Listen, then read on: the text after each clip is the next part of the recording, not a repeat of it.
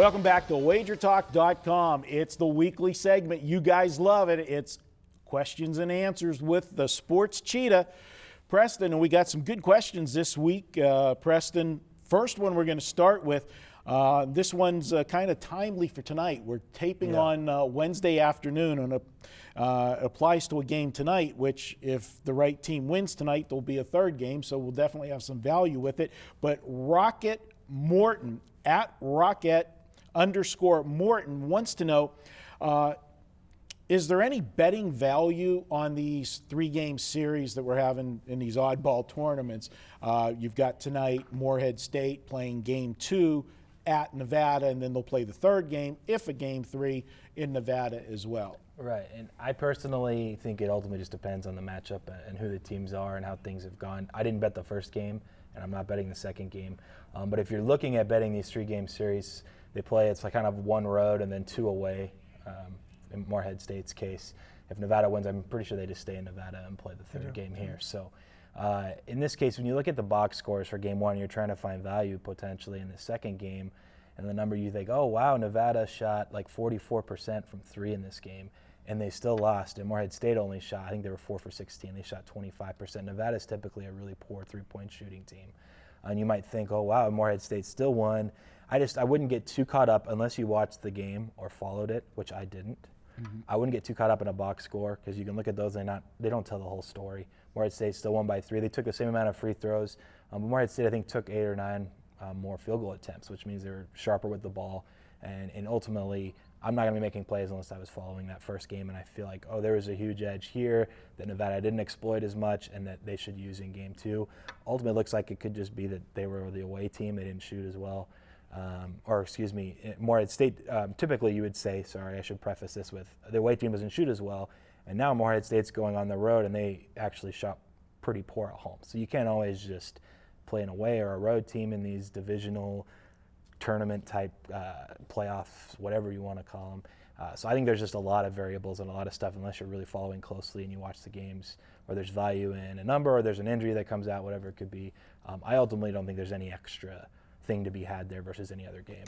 Yeah, and if you take a look at it from the Morehead State side, that was their only home game in the series, so that was a game that they needed to have. Right. If they lose that game and then they got to come back to Nevada for 2 games, you're not going to win 2 in a row. So you want to keep that in mind also when you're looking at that. All right, the next question we had was from Spreadopedia, at Spreadopedia, and I've done some podcasts in the past with Jason there at Spreadopedia, and he wants to know, valuing half games in baseball season win totals. Yeah, he actually didn't even tweet me. He texted me this, and so I decided to use it. I thought it was a really good question. His ultimate, his example, I won't say the team, but he had one line of an 86.5 for this team, and the season win total was minus 165 versus another book. It was 85.5 at minus 120. And he was curious if I thought, like, how much do I actually value a half game as far as paying the premium or paying juice for it? And in this case, for a long 162-game baseball season, 100 times out of 100, I'm playing 85.5 at minus 120. I'm not paying 45 cents for one game. In a baseball season, it's very unlikely it's going to land exactly at 86. But I wanted to bring it up for this segment also kind of to segue down the road into college football or even the NFL. I'll gladly buy an 8.5 if I can find a 9 for 35 cents on a college football win total. I think there's definitely more value in doing that, more so than I think people will realize, versus a baseball one with such a long season and so many games and so much variance. College football, if you have a team at 8.5 that you think's winning 7 or 8 games, they could win 9, but they're probably not winning 10 ever. I mean, then pay a little extra for a 9. I think that can definitely be advantageous. But in the case for baseball, I definitely think paying as cheap as you can for the plays and sides that you like, and those win totals will end up paying off more so than not. Yeah, anytime you've got less games to be played, they're worth more. So for sure. College football, number 1, NFL, number 2, NBA, and then baseball, as we pointed out. The last question we have, and this one is from Brian Boatman, and he wants to know, what's the most important factors you look at when betting NBA totals? Yeah, this one's good. As the season's winding down, a lot of the totals are pretty much dead on from a model numbers standpoint. They take the players on each team, how many possessions those teams typically are getting each game, and they kind of spit out a number. You can use some ref stats and this and that, and fouls called. Ultimately, though, with this, we see it in the last week or two, and we talked about it even with the Spurs, Thunder, and I said, oh, Popovich won't rest everyone. And then he rested everyone anyway. The entire team. You really can't bet totals, in my opinion, until you find out who's playing, who's starting. It's really hard later in the year. Where I think there might be a little bit of an advantage is entering the playoffs right away. It seems like, especially this year, more so in the past, there's been a lot of overs, a lot of totals, all in the 200s, 220s, a ton of 220s.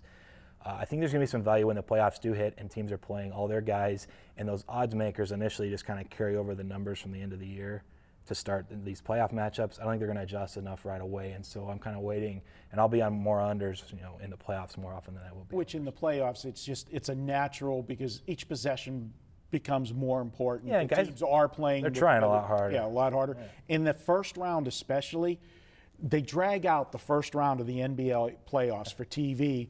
There's like 2 and 3 days in between some of the games for the series that you're getting rested teams, and they have a couple days off before they start the thing.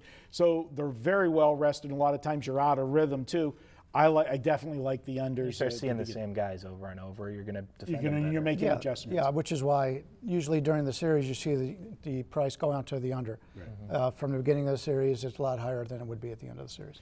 All right, great stuff, guys. Don't forget, every Tuesday at wagertalk.com, it's $2 Tuesday. We pick one capper that has a best bet, and we offer it for $2. It's a great way to introduce yourself to a capper if you haven't tried them before, or maybe it's your first purchase at WagerTalk. A great way to introduce yourself to the site. Check it out. Every Tuesday, it's $2 Tuesday at wagertalk.com. We'll be back with more here at WagerTalk.